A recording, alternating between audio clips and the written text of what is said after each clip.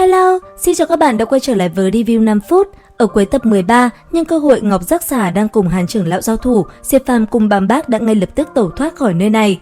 Tuy nhiên, ngay khi hai người chạy đi và tiến sâu vào bên trong núi, thì đột nhiên những tiếng hét thất thanh vang lên, làm hai người như sững sờ.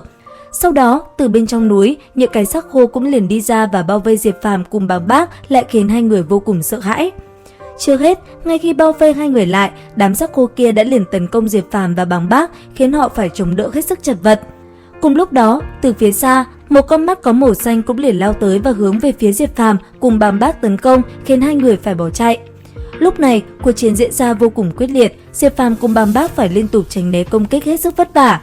Thế nhưng đang trong lúc cuộc chiến diễn ra, Diệp Phàm đột nhiên cảm giác bên trong cơ thể đang phát sinh biến hóa. Cuối cùng, cầm lên một tiếng, một luồng kinh khí từ người Diệp Phàm đã liền bắn ra, phá tan đi toàn bộ cái xác khô đang vây quanh mình, chấn bay Bàng Bác ra xa. Đến khi tỉnh lại, Diệp Phàm chạy lại đỡ Bàng Bác thì đột nhiên phát hiện Bàng Bác đã bị một thứ gì đó chui vào cơ thể. Sau đó, không đợi Diệp Phàm phản ứng, cái thứ quái quỷ kia đã liền điều khiển cơ thể Bàng Bác, phóng người đi hướng về phía xa. Thế vậy, Diệp Phàm ngay lập tức đuổi theo, thế nhưng không kịp, tốc độ của Bàng Bác là rất nhanh. Đến khi dừng lại, Diệp Phàm đã thấy mình ở gần vực sâu. Gần đó, những tiếng vang như quái thú gầm thét làm Diệp Phàm không khỏi có chút kinh sợ. Lúc này, tình cảnh là vô cùng hỗn loạn.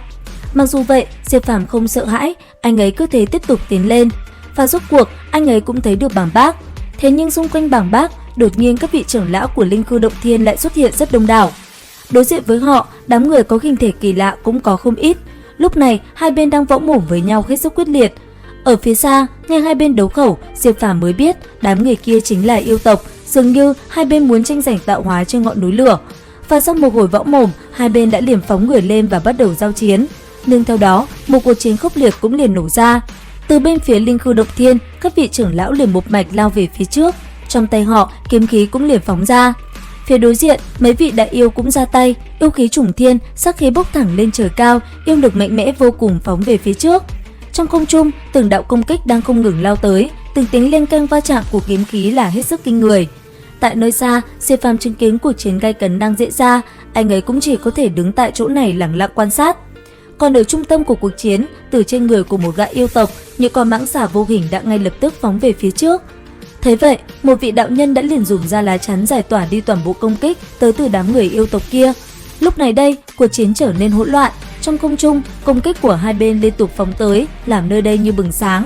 Dưới mặt đất, từng tiếng len keng va chạm của binh khí làm nơi đây như một mảng hỗn độn, chiến đấu là vô cùng gay cấn.